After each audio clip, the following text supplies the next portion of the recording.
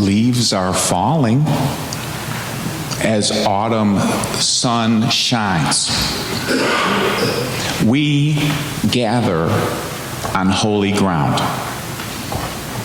We gather on holy ground between the day that was and the one that must be. These are high holy days. Together, we can ask, how did we stumble? What did we take? What did we give? To what were we blind? What can we do to make things right? In this place, love and truth shall meet, justice and peace shall embrace. Welcome to our celebration of life. Bread crumbs into a body of water, could be a river or a lake or the sea. The breadcrumbs represent the sins or the errors one has committed, and so it's a letting go in beloved community and ritual. A colleague of mine, Barbara Merritt, has written a list of the breadcrumbs she threw one year, and so I thought I'd just read these out, and they may resonate for you, or they may connect to something that you feel was an error that you made that you want to let go of at this time. So in this loving space, I read her words for your meditation. I've been so consumed with my own hurts that I've forgotten to call a friend whose hurt is equal to my own.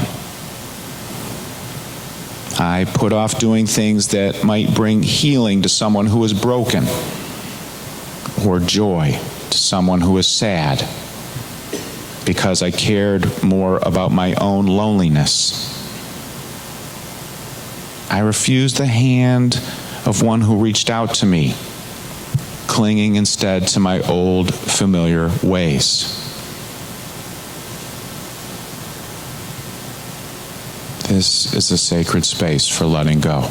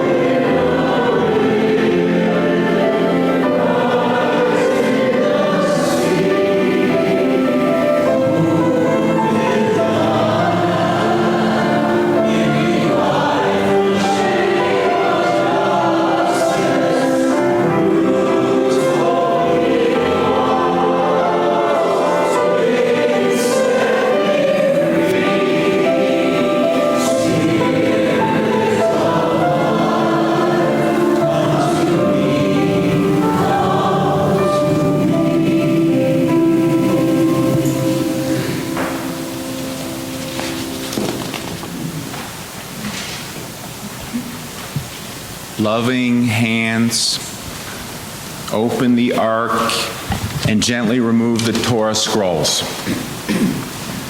A trusted leader reads the text aloud.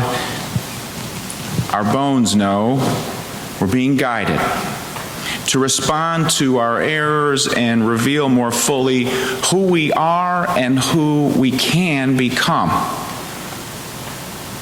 A week ago today, sundown, commenced Rosh Hashanah. We're in the midst of the high holy days. We can call them the days of awe. This coming Tuesday night, sundown, begins Yom Kippur, Day of Atonement. These high holy days emphasize the need for each individual to mindfully pause and take account of how they are living. During this time, we can focus on mitzvah. Mitzvah can be thought of as good deeds, but they are not random acts of kindness. Mitzvah are deeds done based in duty or commandment. The Torah contains 613 mitzvah, the most famous being the 10 Commandments. Doing mitzvah requires high level of ethical behavior and commitment to doing the right thing. The ancient New Year tradition helps us to consider how we respond when people fall short, and we realize that we all can play three roles in the drama of life. First, we have all been wronged. Second, we have all done wrong. And third, we all have the ability to help in moving towards atonement. This effort can involve apologizing or forgiving. This effort can involve ending hurtful behavior. Beloved community provides supportive structures of care and respect to keep us coming back after mistakes and pain. The roots of our Unitarian Universalist living tradition are nourished by the Jewish tradition, where repentance can be as regular as a 3,000-mile oil change. And that is good news, because living a life burdened with resentments can burn out the spiritual engine. Can anybody in this sanctuary honestly say they have never struggled with the stress of grudges or grievances, including harboring them against ourselves? Atonement, at one ment, is coming back into our unity with God in the spirit of life, coming back into unity with one another, coming back into unity with ourselves as whole individuals. In the book, Love Your Enemies, Arthur C. Brooks describes how Americans are divided by a culture of contempt, and how he also gives a lot of ideas how we can come back together. He defines contempt as anger with disgust and a conviction of the worthlessness of the other. Contempt is destructive. Numerous studies show that being contemptuous makes a person unhappy, unhealthy, and unattractive. Psychologist John Gottman identifies contempt as a destroyer of marriages. In the United States, two factors that are often met when you say, what are two top factors of divorce in the U.S., many people, including myself, say money and sex. But contempt is right in there. After watching a couple interact for 1 hour, Dr. Gottman can predict with 94% accuracy whether the couple will divorce within 3 years. How does he do it? You might guess at first anger, and he says no. Anger, in many cases, is just a demonstration of a person is in it and going to stay in it. If you're not worth it to me, I'm not even going to get angry at you.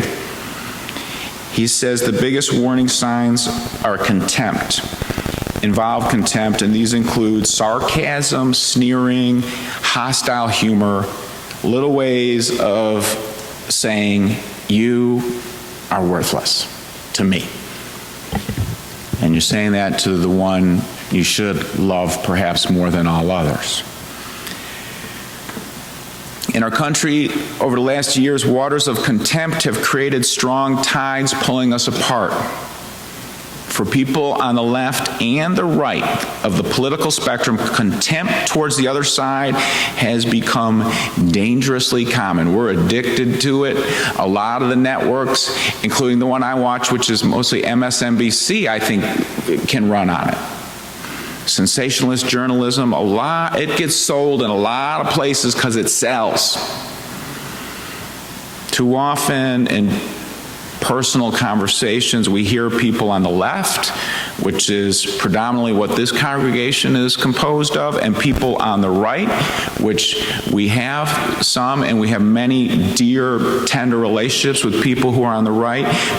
Both sides say of the other, they're stupid, selfish, or evil, morally bankrupt. Stupid. In Palestine and Israel for many decades, efforts to resolve the conflict has stymied some of the best international conflict mediators on the planet. With that in mind, it's daunting to know that studies show that in the United States today, a majority of Republicans and Democrats suffer from what they call in these studies motive attribution symmetry at a level comparative to the Palestinians and the Israelis. Now, I didn't know what that was. You might know. But what it means is contempt for both sides in the U.S., and they're pretty big percentages. These are not 2% on each edge of the spectrum. These are tens and tens of percentages of our people. They think that if they give themselves on this moral scale of 1 to 10, oh, we're about a 9. We're very moral. They are about a 2. Both sides in America think that about the other, and that's what's true in Israel and Palestine.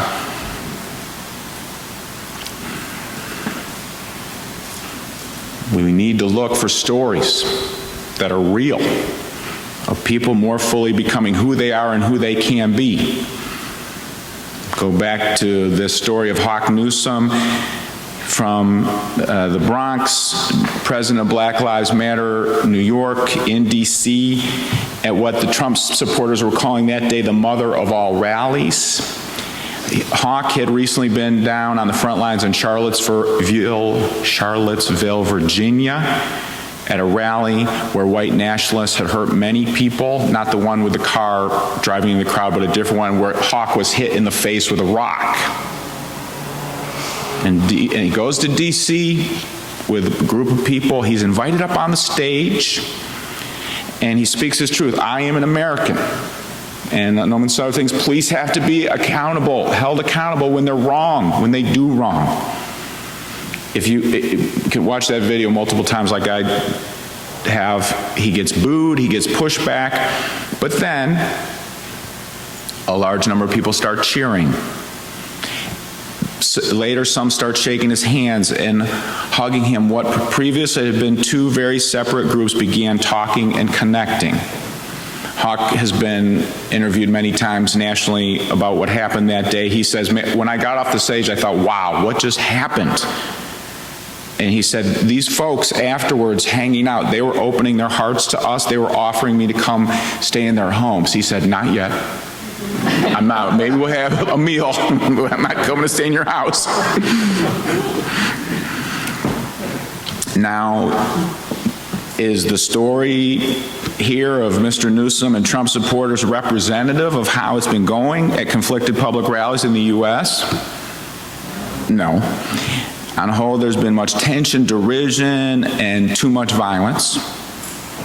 But the story certainly illustrates what can happen when people do not try to destroy one another or insult one another or even ignore one another. They paid attention to each other for at least a couple minutes. Deep down, we desire unity over division. The sacred texts of many traditions talk about unity and oneness. Now, various neuroscientists have documented how our brains are wired for connectedness with one another. Using brain scans, scientists have observed that connecting with others activates the parts of our brain that are linked to reward processing. By contrast, when we experience exclusion or rejection, the brain's pain centers are activated. We hunger for unity, and unity can feed our souls. So we we should be asking each other. And people have a lot of the answers. You have a lot of the answers yourself, I know. What can we do to come together into Atonement and be our best true selves? Well, what happened there is one of the tips that a lot of people have is, Brooks including says, make time to be with people with whom you disagree and open up and listen to them. Simple concept, very difficult to do. Where do you have that opportunity? Kristen and I have it with our extended family and some of the places they live in the United States. When my big cousin Eric, the ex-Marine, and I talk about gun control, most of the family have learned they clear out of the room. And we say, really? You don't? And they say, oh my gosh, is your relationship going to be okay? We say, of course. But we adamantly disagree on gun control. But we talk and listen, we try. Unfortunately, in the last years, I think during the Trump era, we have less contact because it's too painful. So we're kind of ignoring, which this is making me think I need to get back. Here at USG, we're committed to creating opportunities to be amongst people who disagree. In our difficult conversations, we brought people together with explicitly different opinions on abortion, immigration, and racial justice. I've been to a number of them, been deeply touched. One night, Jerry facilitated an invitation with a Catholic parish whose priest facilitated about 10 people coming over. I was touched to the depth of my heart hearing the compassion, thoughtfulness, and morality which folks had gone through. They were mixed on reproductive choice and abortion rights. Some of them were legally against it, some were for, but it was so complicated and beautiful and human the way we listened. It touched me. We've been hearing that's been happening in the difficult conversations. People go away saying, wow, that was special to listen to people. Arthur Brooks and Hawk Newson, interestingly, have their tip sheets of what to do, and there's a lot of overlap. So I'm going to attribute this next little list to both of them. Communicate with respect. Don't call names. All these things. And no matter what, focus on the distress you hear in the other. You don't have to agree on the legitimacy of the source of the distress, but you say, I honor you're distressed about this. There's a tricky one. Adopt the 5-to-1 rule. This is used in parenting sometimes as well. Say 5 positive things for every 1 criticism. It can be tough. It can be, I just want to say, I'm grateful we're in this conversation, and I admire you for being here with me. And even if you have to say the same one over and over, just keep saying it and make a sandwich, and then you can insert.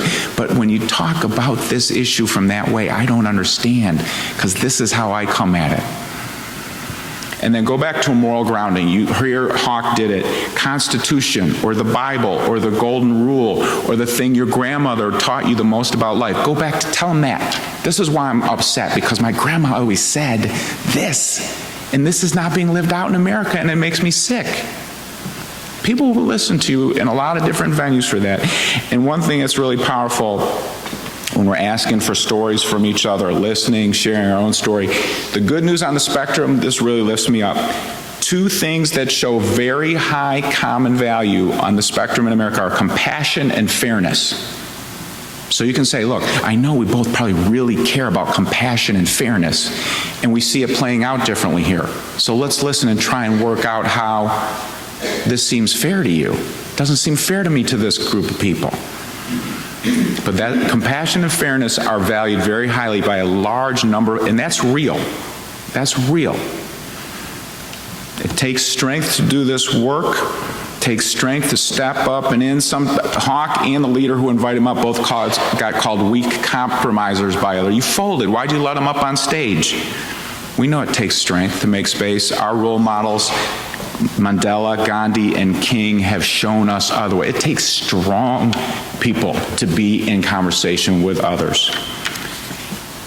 So we need to keep coming back to each other, stand on the moral ground of all the teachings we have been taught. In Luke's gospel, Jesus said, if you love those who love you, What credit is that to you? For everyone loves them. But love your enemies, Jesus said. Then your reward will be great. How has something crossing lines touched the reward is great? There's a lot of focus on the police officer who was convicted of murder, white police officer killing a black man in his own apartment. There's a hugging the cop, but the brother of the killed man came and hugged the police officer. Wasn't going to let it go with just anger and hate, you go do your time. We can come back to one miss. With atonement, Gandhi said, we can awaken the love that lies dormant in us, and that is a force that changes lives. Paying attention and participating can multiply the goodness. May it be so in our lives and the lives of countless others. Blessings be. Amen. These closing words from our hymnal. Now is the time for turning. The animals are beginning to turn to storing their food for the winter. For leaves, birds, and animals, turning comes instinctively. But for us, turning does not come so easily. O God and Spirit of life and beloved community, help us to turn from callousness to sensitivity, from fear to faith. Revive our lives as at the beginning.